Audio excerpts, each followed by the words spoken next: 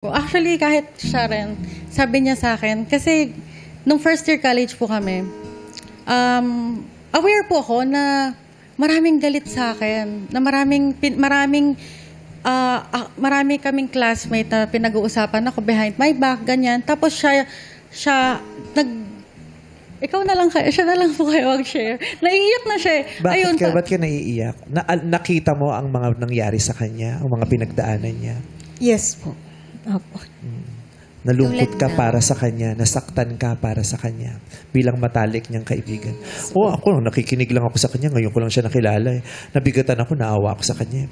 Nahirap yun eh. Yes po. Paano mo siya sinuportahan? Kasi na alam mo yung kaibigan mo, ganito yung nangyayari sa kanya. Kasi malaking impact din kasi pagka meron kang totoong kaibigan. Di ba po pagka may problem tayo, ang last resort natin, family. Pero ang hirap po sa part niya kasi hindi niya alam kung saan siya pupunta, di ba? Then, natutunan ko rin kasi na be good to your friends. Kasi hindi naman sila uuwi na love yung dadatnan nila sa bahay. May ganyan. Di ba po? May mga taong ang bahay nila ay nasa labas ng bahay nila. Exactly po. Ang pahinga nila ay nasa labas ng kwarto nila. Opo. Kaya, hopefully, dapat yan maresolba bago pa maging huli ang lahat. Kasi nga, di ba, marami na tayong nasaksihan at marami nang nakaranas ng ganyan eh. Yung may hindi magandang relasyon ng mga panahong buhay pa sila. Tapos kung kailan wala na yung isa, magsisisi ka. Kung kailan wala na yung isa, manghihinayang ka. Na sana nasabi ko yun.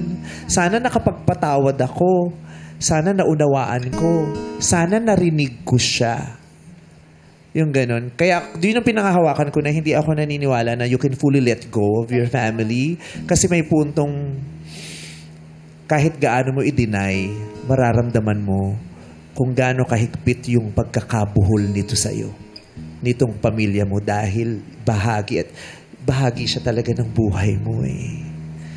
Actually, umalis po ako sa amin. Bumukod po ako nung time po na feeling ko it was too much na. So, 2 years po ako hindi umuwi. Then, bumalik lang ulit ako dahil po nagkasakit si mama. Tsaka, pinapauwi na rin po ako ni mama kasi nga gusto niya raw ng magkaayos. Magkaroon ng, yung malinaw na usapan, pero hindi pa rin po nangyari. So, totoo yan eh. Maraming ganyan. Masakit man, di ba? Kasi, di ba, lalo na kung bata ka pa, di ba? Di ba, as much as possible, ina-advise natin na, di ba, hindi natin ine-encourage yung paglalayas o yung paglisan sa bahay at sa pamilya. Pero, hindi mo masisisi yung ibang tao, yun ang pamamaraan nila para makasurvive.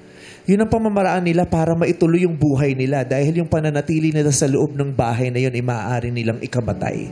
Ikaupos ng kanilang espiritu, ikaubos ng kanilang lakas, ikadilim ng kanilang pag-iisip, at ikauubos ng pagmamahal nila. Yung gano'n, yung kailangan mo talagang, kasi, dati pag nung nagte-therapy ako, sinabi ng doktor ko yan, pag hindi mo na kaya, time out. Time out, bitaw. Diba? Hindi mo pwedeng ipilit. Diba? Hindi mo pwedeng ipilit. Bibilis yung ikot ng mundo ng utak mo, iingay lalo sa utak mo, lalo kang ang nangyari po kasi nung umalis ako, growing up po, hindi ako nagsusumbong talaga or nag-a-address ng mga foul words, ng mga foul na actions sa mama ko, ganyan. Hindi po talaga ako nagsusumbong, nagsasalita. Kasi I have to make myself look like tough para hindi na nila ako paulit-ulit saktan. Marami kang ina-apply na defense mechanism. Yes po, para lang hindi na, parang awa nyo na wag na, tama na para po. protektahan mo ang sarili mo. Kasi yun nga po, tapos parang yung mga tattoo ko, ganyan, maraming against, pero they don't have idea how much nakakatulong sa akin to kasi naging release ko siya sa lahat. Pero sabi ko nga sa kanya, at kahit naman siya siguro mag-a-agree na 11 years ago, nung nakilala niya ako, kung ano po yung puso ko noon, kung gaano pa rin ako kabilis masaktan nung time na yun, ganun pa rin kalambot yung puso ko ngayon. Alam mo kung Kahit bakit? sa family ko po, kahit sa kanila, sa mga kapatid ko, kahit sinasabi kong wala na akong pakialam sa mga Sinasabi nila. way nila para saktan ako, deep inside of me, affected po ako. Kasi mahal ko sila eh. Yun. Kaya you can't fully let go. Diyan yun eh. Mahal mo yun eh, di ba? Kaya ka nga lalong nasasaktan kasi mahal mo yun.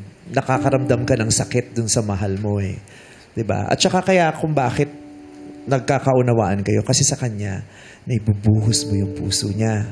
Napapakita mo yung totoo. Hindi ka natatakot na husgahan ka niya kasi tinatanggap at niyayakap niya yung katotohanan ng pagkatao. Sobra po.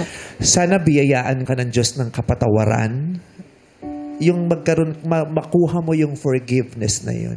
Kasi minsan yung forgiveness, minsan ang misteryoso ng forgiveness eh, yung kahit hindi naman humihingi ng kapatawaran sa iyo, na ibibigay mo siya. Kahit hindi siya nagpaliwanag. Ganda nun. Kahit hindi siya humingi ng paumanhin, nabibigay mo siya. At pag nabigay mo yon, magiging malayang-malaya ka. Sobra po. Amen. Grace. Sana let's pray na mag-arrive Yeah. yun sa'yo ng mas maaga. No? Thank you Para po. mag-heal ka. We are rooting for you and for your healing. Let's go, Kai. Let's Thank go, you po. Kai. Thank Kaya you. mo We're yan. praying